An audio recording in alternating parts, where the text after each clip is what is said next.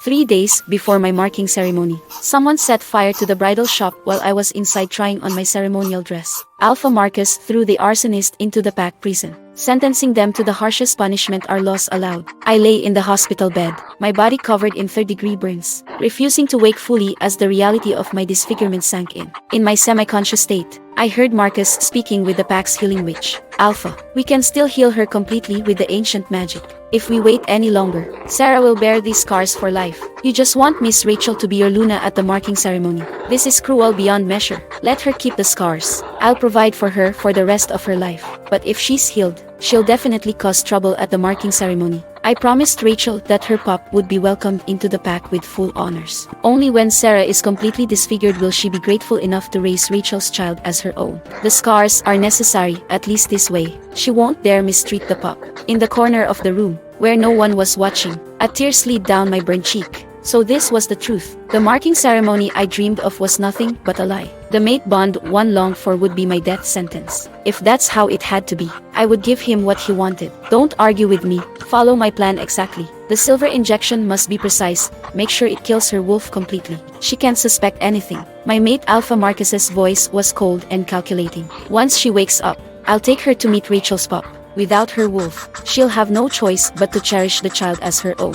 No Omega has ever challenged an Alpha's decision. The healing witch wiped sweat from her brow, her conscience clearly troubled. Alpha, please reconsider. Sarah will be covered in burn scars. And now you want to kill her wolf too? This is beyond cruel, it's practically a death sentence. How will she face the pack elders as an Omega? And what about Rachel's pup? The child looks exactly like you. What if Sarah notices the resemblance? Everything will fall apart.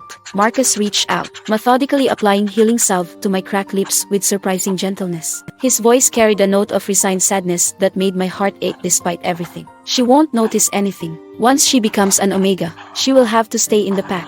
She cannot afford any risk of leaving the pack. I promised Rachel I would give her a magnificent marking ceremony, that I would watch our pup grow up together. Even though she's married to another Alpha now, I won't let her worry about our child's future. The healing witch sighed heavily, looking at my pale face on the hospital bed. Sarah is a good wolf. You grew up together in this pack. Why are you choosing that? Never mind. If you're determined to do this, then proceed. Prepare the silver. Make sure it's done cleanly. No traces. I want it done before she wakes up. I don't want her to feel more pain than necessary. The witch hurried from the room, her footsteps echoing with reluctance. Marcus pulled out his phone and sent a voice message to his beta. Has the arsonist kept quiet? Stick to our agreement, 200,000 in compensation.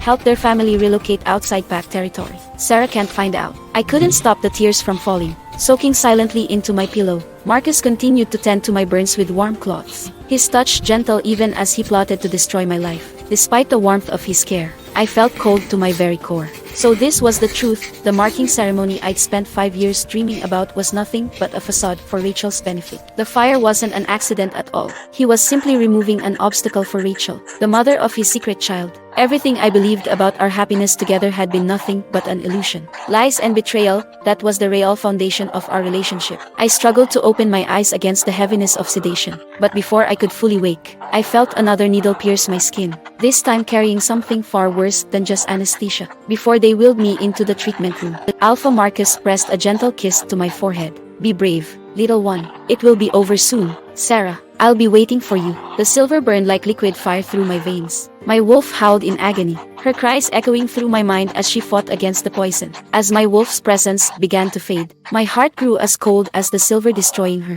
When I next opened my eyes, I was back in the hospital room. The burn still covered my body, but something far worse had changed. The familiar warmth of my wolf, the presence I'd known since childhood, was gone. Only emptiness remained where she should be. Marcus sat vigilant by my bedside. When he saw me wake, his face showed perfect concern, as if he hadn't just ordered my wolf's death. He took my hand in his, pressing it against his cheek with such tenderness it made the betrayal cut even deeper. Sarah, you're awake?